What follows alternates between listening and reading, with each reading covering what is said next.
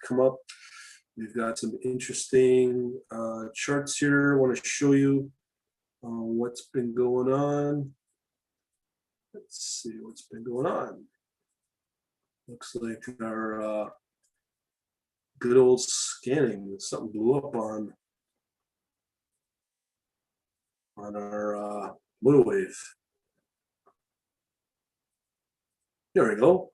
Okay, no, didn't scan. Ooh, okay. Well, let's take a look at what's been going on here. Let me share the screen. There we go. Should be about there now. All right, so doing a scan here on the harmonics. Let's see here. Okay, so good. So what I want to show you is basically our safe havens. Before I get started, really important, as you can imagine, things are getting pretty crazy in the markets. If you want to learn more of what I do, you can just join at the quantlabs.net/ for some free trading books, trading secrets, and what I've used in the past and currently too. Also, if you want to get my trading, private trading chat server, just join here, quantlabs.net/DVD. Simple payment for lifetime access. Plus, you get some extra bonus stuff on the motor wave, which I'm about to show you as well as the crypto and Forex trading bots. Basic stuff, but it's a good start. All right, so let's look at what we are want to look at here. And yeah, all I can say is what's been the safe haven is Norway. You can see here all the shorts in the market. It's got NASDAQ, SPY 500, France, but look at Norway. It's taken off. I did predict this. It's blown past its high here in January. Okay, so that right there says that Norway is the place to be. It's your #1 safe haven, without a doubt. Mexico's looking pretty good too. Let me see here on a one-day view. It is starting to recover a little bit, but I think Norway is your better bet. The Australian market's getting clobbered. France, everything's just getting killed.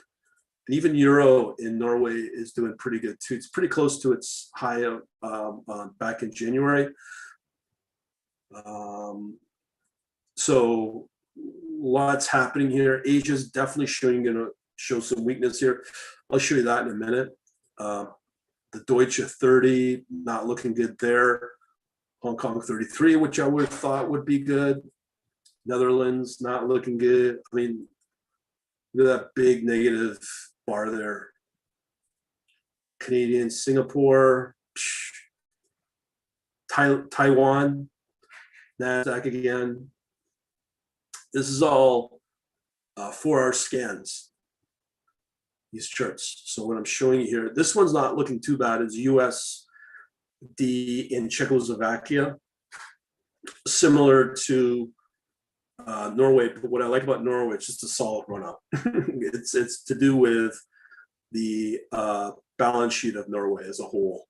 So if you haven't seen what I'm talking about, this is what I'm talking about here. Look at all the up bars versus just one down bar. Again, you know when crazy things are happening, USD and Rand, South African Rand is moving up. That can be a very volatile trade. It can change on a dime. But the way things are looking, I'm going to go through the USD, US Treasury in a minute. Natural gas decline. I'm not seeing the Japanese yen as a safe haven. I'm not seeing the Swiss franc because a lot of these countries have debt. And you'll see what I mean. Okay, so here's another weird one is the pound against the New Zealand dollar. I do think that the New Zealand dollar looks good too, and you get some performance with the pound as well because of the vaccination going on. Here, the gold and silver ratio not taking off. I do think it's because gold, I can't say about silver, but gold is definitely manipulated, okay? It's held back on its natural flowing, free capital flowing but the banks want to manipulate that. Here you got silver, all shorts. Well, we got one silver in pound, in the British pound.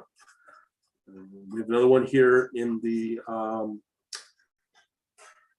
Singapore dollar. I mean, those are significant calls, but usually if you had to look for something that's solid, it's definitely the Norwegian currency. Look at this. Turkey's taken off as well as the rand. This is euro, rand, euro, Turkish lira. They're taking off. It's because there's nowhere else to go. There's nowhere else to get yield. Deutsche 30, looking shorts. Very, and even for this one, the Russell, you got short there. So the U.S. markets are not looking good. We'll see later tonight with the futures market holding out for the U.S. markets. U.S. China's got a long, but I'll always show you what it looks like in a minute on another set of charts here. The USD Saudi got a short there.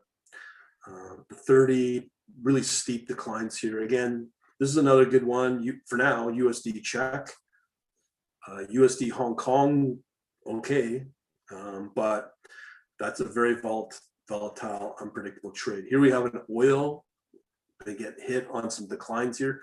There's clearly manipulation there. Same with the Brent crude. Here, the agriculture is not looking so bad. The soybean, it's got a short. Here we got two. It did get hit with a short call there for wheat, US dollar, and a second short call. So even agriculture usually should be pretty safe, as a safe haven. Here we get into corn. Got 3 shorts there, but we still got pretty good looking, but that may not last that call. That's the British pound against New Zealand. Second short there. More shorting on some of these other currencies here. The only one that looks worthwhile is, that's steep. Australian and Canadian, very steep. And we're getting in the good now. But let me show you what's happening here. Let me blow this up. Okay, so first let's look at our usual. I think I've shown you the Brent crude and WTI oil. But let's look at which was looking good was copper. Look at copper, man. Copper, steep decline from 435 down, so it's about 10% move, or pretty close to it, at 408. That I thought would be pretty good, but we have more down bars than up. But here it may turn around. It really comes down to what I'm about to show you, the Treasury. Okay, and that's pretty scary what I'm going to show you.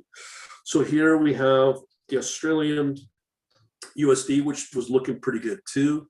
That's a heavy hit. That's huge.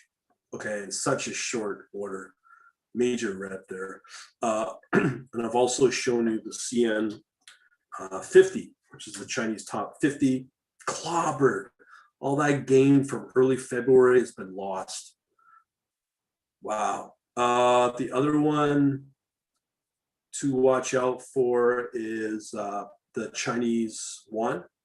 See how that's been performed. I think I've shown you that. Let me just make sure. USD CNH, or is it CNH? Can't remember. Yeah, right here. So, currency, USD and the Chinese yuan. That's been kind of okay, but still it's fairly choppy compared to the Norwegian. The Norwegian's where you want to be, without a doubt, as long as things turn out. But this is where it gets scary, and this is nothing to do with the virus. This has got nothing to do with the vaccination rollout. So let me first show you the 2-year. Okay, is that the symbol? No. Let's see here. USB. Okay, so we'll first take a look at the short term. The shortest term one is the 2-year. USB. Okay, we want that one. Okay. Okay, so look at what's happened here. Late last week, let me show maybe the 6 hour. Look what's happened here since February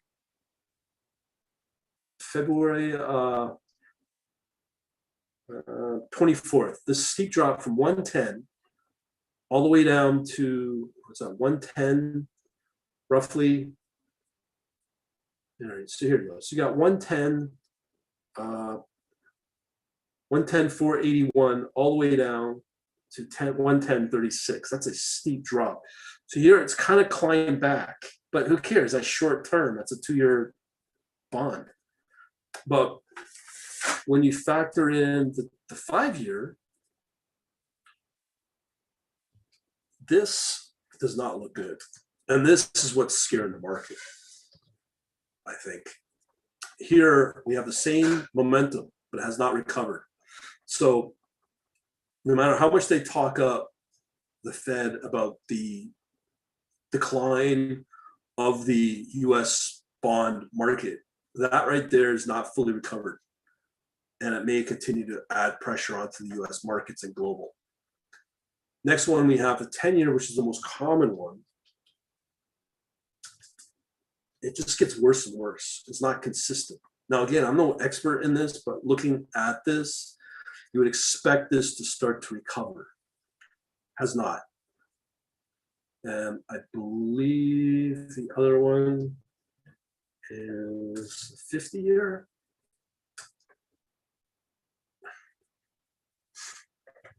USB 30-year. Okay, so look at what's happened here. This is why these long-term. Okay, let me pull up a 1 day. Just a steady decline since beginning of, well, the end of January down. This is why the markets are not as performant compared to like Germany. You know, it's down. So it's been flat, and you can see that trend just trending down since the 7th. But if you look at the US markets, namely, let's say the SPX, here you go. It's all time moved up, and it's getting clobbered because of the Treasury.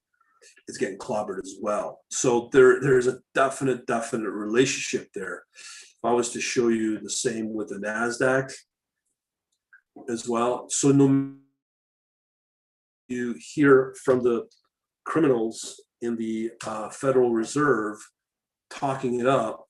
Here, you got another decline. And will it recover? I don't know. But that's what it is. It may recover as people will forget what has been said. But he says, Powell says, oh, it's transitory. It's not transitory. This is long-term decline. If I was to show you the 30-year, does that look transitory to you since August? That's since they've been doing those overnight repo operations to finance the interbank between the bank, the U.S. banks, and it's the Federal Reserve pumping and keeping liquidity alive in the U.S. Markets, and that's why you're seeing this since August, this steady decline on the 30-year. When you do the same thing, it's not as effective. Okay, since August, you can see the decline, but the sudden drop here, no matter what happens, this is now we're starting right here, and since remember, this is a 1 day chart, and those drops are getting steeper and steeper and steeper. So if I was to show you weekly, you know, September, it's adding liquidity in the market, and now it's starting to fall apart. If I was to show you the monthly, that's liquidity. Look what's happened here.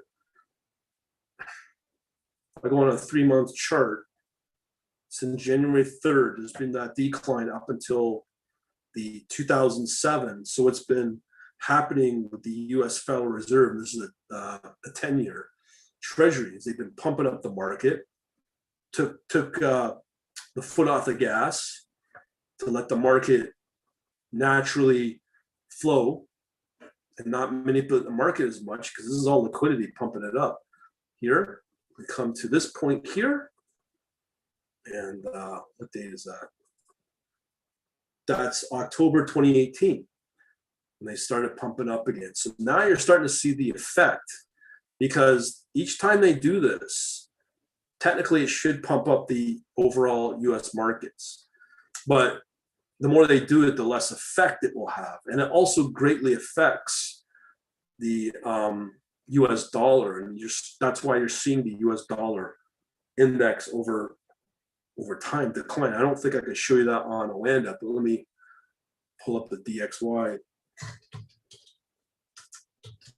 Because they said it's now going to hit below the 90. It was fluctuating between 90 and 91, but here, right now, this is the key. This is the key to everything. This is the key right here. Is the overall U.S. dollar index. So it's hovering. Let me pull up year to date. It's been stable between 90, 91. Back in January, it was below. Let me see how far back we can go. So if I go back 3 years, it's been steadily declining. Okay, from 100 all the way down, and that's where we're at, and it's still going to decline further for 3 years. Let's see what this will show. So January 2000, everything was all fine up until about here. I mean, the dollar did drop, and they've been trying to pump it up. It's the US dollar that finances everything. So not a good sign. So when you look at the 2 year, you won't see it as much. You can see here again, January 24th. Let me show you even on a weekly basis on this 5 year. Looks good. That looks decent, and that just starts to drop off. And this won't be as effective. That's pretty well it. No comments. So I just want to show you that. Let me know what you think, and we shall talk to you soon. And long term, this is U.S. is losing credibility on the dollar front. I think China is going to start to really take advantage of this, as well as the U.S. Treasury and the Federal Reserve is running out of bullets. I think they already have. We'll leave it at that. Again, if you want to get in our private chat server, go to quantlabs.net/DVD, or if you just want some free books, go to quantlabs.net. Other than that, thanks for watching. Have yourselves a good day.